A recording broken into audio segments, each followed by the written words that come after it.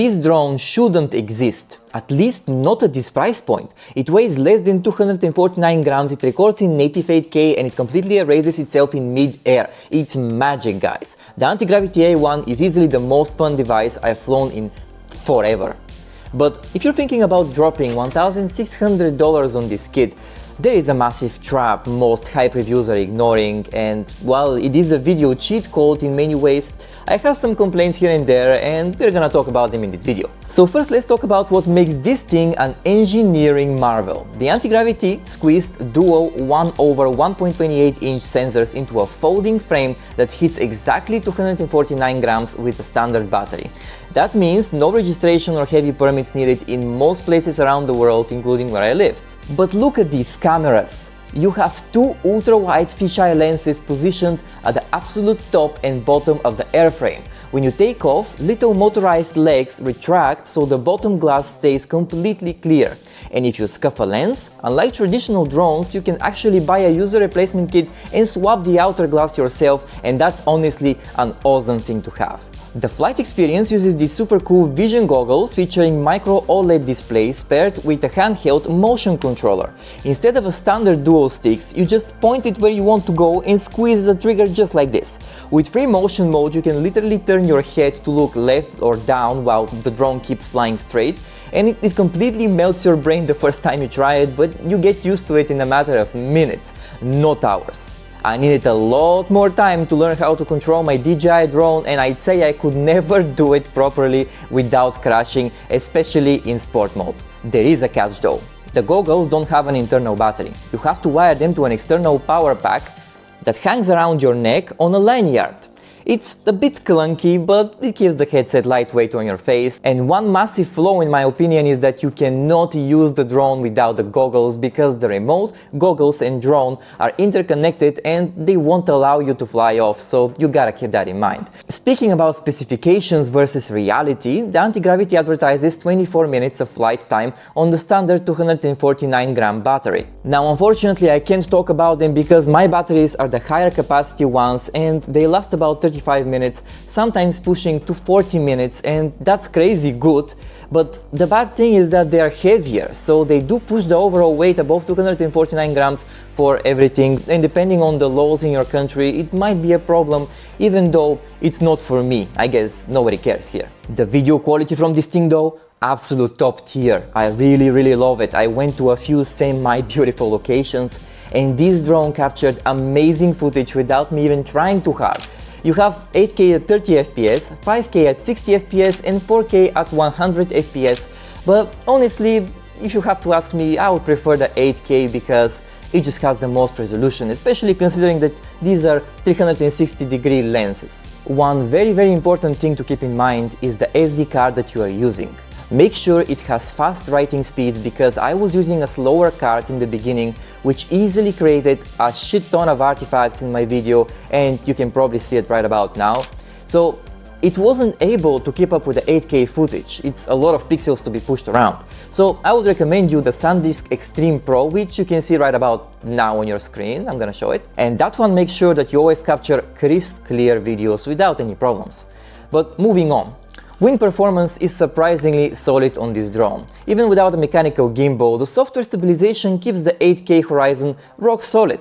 And there is one defining feature of this 360-degree drone, and that is that you can fly first and then frame later. You don't aim the camera while flying. You capture a complete sphere and then you choose the best camera angles no matter where you are in the footage, and that's the biggest selling point of this drone. I've had so much fun with it.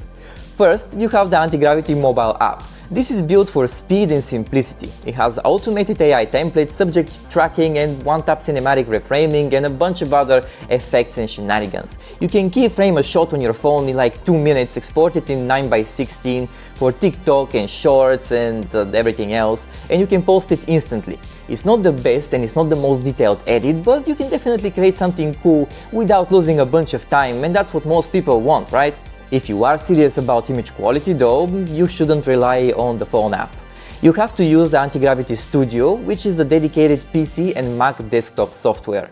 The raw files from the drone come out in INSV format, whatever that is, never heard about it before. Now the Antigravity Studio gives you access to full bitrate exports, manual stitching adjustments, noise reduction, motion blur controls. You can adjust so many things about your video inside of there, and I absolutely love it as a video editor myself. They also keep on adding new features, and here are some cool stuff that I've done with it. I particularly love the tiny planet mode, which makes your video look so cool and you can use it in so many different ways. But let's talk about specific features packed into this hardware stack, because the tech inside both the drone and the goggles is actually crazy good. Starting with the vision goggles, these are on standard FPV screens. Inside you're looking at dual 1-inch micro OLED displays running at 2.5K resolution per eye with a 72Hz refresh rate.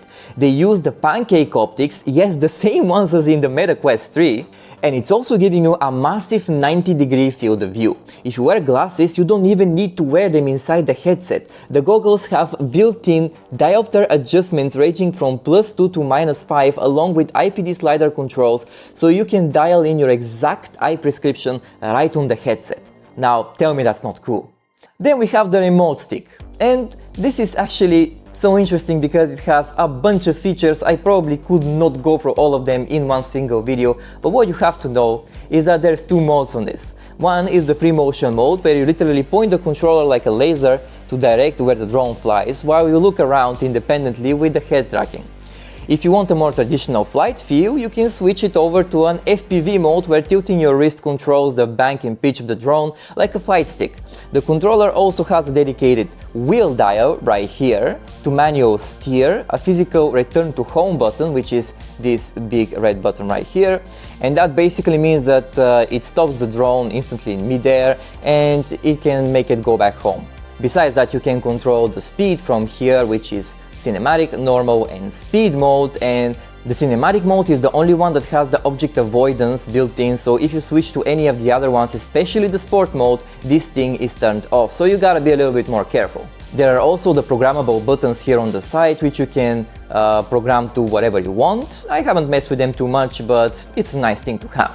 On the drone itself, you get 30 GB of internal built-in storage in case you forget your micro SD card at home, along with automated intelligent flight modes like Deep Track, which locks onto a subject, even though for the love of God I could not activate it for some reason. I'm pretty sure I was doing something horribly wrong, but here is me trying my best to activate it in this video. Now, let's address the elephant in the room. Why are the photos a bit disappointing on this drone? So you see the 8K video and 55 megapixel photo specs on the box and assume this will just replace your photo drone. Well, it won't, and here are the 3 reasons why. Number 1, the resolution math trick. That 55 megapixel resolution is spread across a full 360-degree sphere. When you crop in to turn a 360 file into a normal flat photo, you're throwing away 85% of the frame. You aren't looking at a 55 megapixel image, you're looking at a heavy crop that ends up around 1080p equivalent, and that's not many pixels. Second, the fisheye glass limitation. The lenses are 180-degree fisheyes. They are sharp in the center, but towards the outer edges where the two images stitch together, the glass naturally loses sharpness. If your photo subject sits right next to the drone, the image is great every single time. Otherwise, it looks like a wide-angle camera on a smartphone, and we all know they're not the best. Third, micro blur in wind. Because the drone uses electronic stabilization instead of a mechanical 3-axis gimbal, any slight wind wobble during a photo capture creates tiny motion blur. Video masks this blur very easily, but still photos expose it right about instantly. So you would ask, is the A1 completely useless for photography? Well, of course not. You can take awesome pics with it, and if you position yourself and the drone good, then the photos would look awesome and very Instagram ready. Here are a few good examples. But the Antigravity isn't meant to be a traditional camera drone. It's an immersion machine. If your primary goal is clean land surveying or crisp static photography, you should buy a traditional folding drone like the Mini 4 or Mini 5 Pro. But if you want a flying VR camera that gives you impossible angles without needing years of FPV flight training, nothing else in the market touches this. Tell me about your experience. When I'm looking down, it's like I'm falling, bro. It's amazing. I just can see the whole city from here, and I can control it very comfortably. You also look like a robot.